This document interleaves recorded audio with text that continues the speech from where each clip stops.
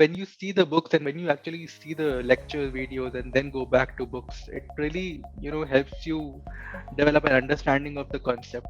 So in that sense, I would say videos are very helpful.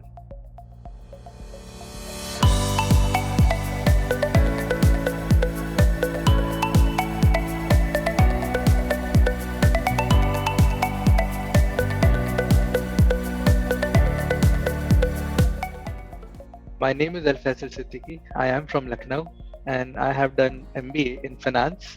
And currently I'm working with Deloitte. Online was a bit new for me. What I did reach out to Miles Fox, and what they suggested me is to see Varun's lectures and then go back to books, read that particular subject, and then go back to the MCQs.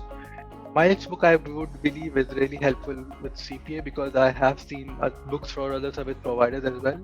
Firstly, I would understand the need for having so much of content, but if you really know what is tested in the exam, you really don't need to study that much for the exam perspective.